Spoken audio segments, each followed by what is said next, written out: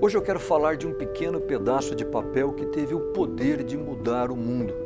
Ele foi assinado em 1978 em Xiaogang, um pequeno vilarejo no interior da China.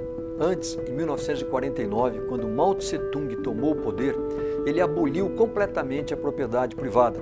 Isso se chamou o Grande Salto para Frente, mas que acabou por gerar a escassez mais mortal de toda a história. Em 1960, a China era um caos completo.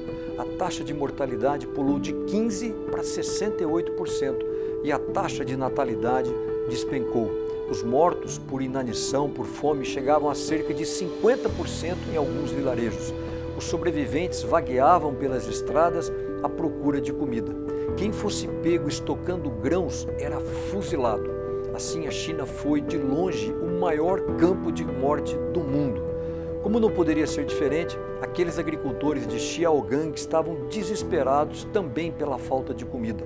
Mesmo desenterrando raízes, cozinhando folhas com sal ou moendo cascas de árvores com farinha, eles não estavam conseguindo alimentos suficientes para a sua sobrevivência.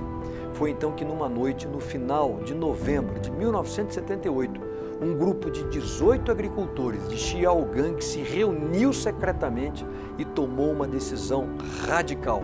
Comandados por Yan Hongshan, eles assinaram um contrato que devolvia as terras para cada agricultor de forma individual.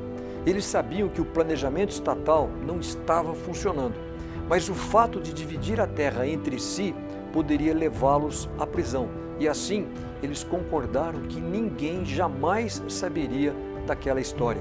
E caso alguém fosse preso, ficou combinado que os outros criariam seus filhos através da prisão. Uma verdadeira contra-revolução. Então aconteceu um verdadeiro milagre. Em um ano, a extensão de terra plantada praticamente dobrou e a aldeia passou a gerar excedente de arroz. As notícias do sucesso da agricultura individual rapidamente se espalharam por toda a China.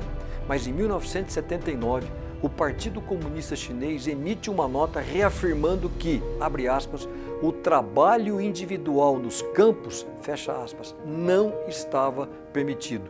No entanto, como a forma de produção de alimentos aumentava de maneira vertiginosa, em 1984 o governo recua e na 35ª Parada Nacional, 5 tratores desfilam na Praça Tiananmen com um gigantesco letreiro dizendo que o contrato de Xiaogang era bom.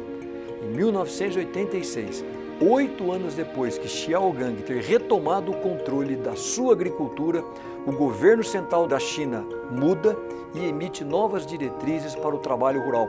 O documento foi uma decisão marcante do desenvolvimento moderno da China. Com isto, reconquistando o direito de trabalhar no seu próprio campo, a produção de alimentos na China aumentou de forma vigorosa. O mais interessante é que tudo aconteceu com a mesma terra, os mesmos agricultores e os mesmos bois para ararem aquelas terras, mas com uma diferença fundamental: a responsabilidade individual de cada agricultor com o seu campo. O próprio governo reconheceu que Xiaogang, abre aspas, quebrou o alto sistema de produção centralizado, oferecendo ao agricultor a autonomia da sua produção. Isto liberou e desenvolveu a produtividade das áreas rurais. Fecha aspas. Posso dizer que há momentos na vida que tiram o fôlego.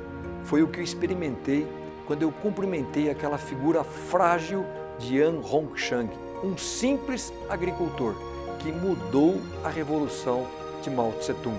E quem explica melhor o que se passou em Xiaogang é o próprio reformador Deng Xiaoping, que diz, abre aspas, o sucesso do trabalho rural de Xiaogang aumentou a nossa confiança.